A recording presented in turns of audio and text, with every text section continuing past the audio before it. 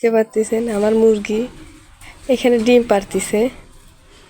তো ডিম পাড়া হলে কয়টা ডিম পাড়া হয়েছে আমি দেখব এবং ডিমগুলো এখান থেকে তুলব।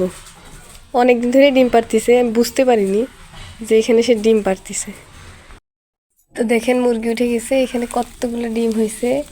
দুইটা মুরগি একসাথে ডিম পারে, তাই এতগুলো ডিম। এখন আমি ডিমগুলো তুলে বাসায় নিয়ে যাব বাবার ঘরে।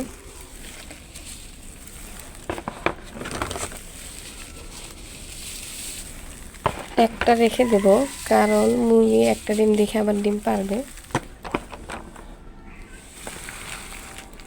1 2 3 4 5 6 7 3 4 5 6 7 8 9 10 10টা ডিম হয়েছে, 11টা হয়েছে। একটা রেখে দিয়েছি, আবার পারবে। এগুলো আমি বাসায় নিয়ে যাবো। এই ডিমগুলো আমরা খাবো সিদ্ধ করে ভেজে, কারণ এখন মুরগি শীতের দিন, ডিম দিয়ে মুরগি কষে দিলে মুরগি ডিম ভালোভাবে বাচ্চা উঠবে না, মারা যাবে ঠান্ডাতে। তাই আমরা সিদ্ধান্ত নিয়েছি ডিমগুলো খাবো সবাই মিলে। আপনারা দেশি মুরগি পালবেন, তাহলে ইনশাল্লাহ আপনাদের এমন ডিম হবে। পারতেছেন বন্ধুরা, এগুলো কি? এগুলো হলো আটিশস। গ্রাম্য ভাষায় এগুলোকে বলে আটিশস। এগুলো তালের ভিতরে যে মাঞ্জি হয় সেই মাঞ্জি। আপনারা কি বলেন আমি জানি না, তবে বুঝে নিন। এগুলো এখন আমি রান্না করব। এগুলো প্রথমে আপনারা পাতিলের মধ্যে ঢেলে নেবেন। ঢেলে নেওয়ার পরে এখানে দিতে হবে 1 লিটার দুধ। দাঁড়ান আমি নিয়ে আসি। এটা আমি এখানে দুধ দিয়ে দিচ্ছি। খুব সিম্পল একটা রান্না। দুধ দিয়ে এটা অনেকক্ষণ ধরে বলক তুলতে হবে, যতক্ষণ পর্যন্ত এটা সিদ্ধ না হয়। দুধের মধ্যে অনেক কিছু দেওয়া লাগবে, সেই উপকরণগুলো আমি দেখিয়ে দিচ্ছি। এগুলোর মধ্যে দিবেন 2 3টা তেজপাতা, খুঁটিনাটি লাগতেছে দেখতে, চেরাটা। যাই হোক, তারপরে এটার মধ্যে দিয়ে দিবেন 2টা থেকে কি 3টা সাদা এলাচ। সাদা এলাচটা একটু ফাটিয়ে দিবেন যাতে ফ্লেভারটা ভালো আসে।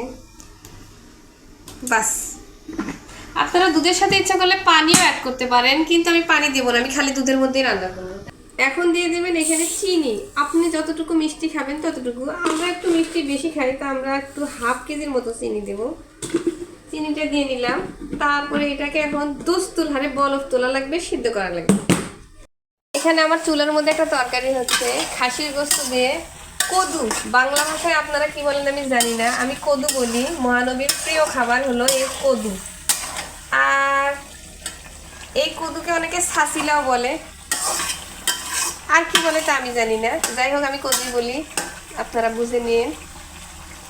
এই কদু হলে আমি আটিশসটা তুলে দেব। এই তো আমার তরকারি রান্না করা হয়ে গেছে। এখন আমি এটা নামিয়ে আটিশস বসাই দেব। এখন আটিশসটা বসিয়ে দিলাম। যখন হয়ে যাবে তখন আপনাদেরকে আবার পুনরায় দেখাবো। এই তো আমার আটিশসগুলো দেখেন হয়ে গেছে। এটা হলে কিভাবে বুঝবেন? এরকম করে দেখবেন, দেখেন একদম সিদ্ধ হয়ে গেছে। এখন এগুলো আপনারা রুটি দিয়ে খেতে পারবেন, এমনি এমনি খেতে পারবেন, মুড়ি দিয়ে খেতে পারবেন, খুবই ভালো লাগবে খেতে। এভাবে আপনারা রান্না করবেন। আসসালামু আলাইকুম, আল্লাহ হাফেজ।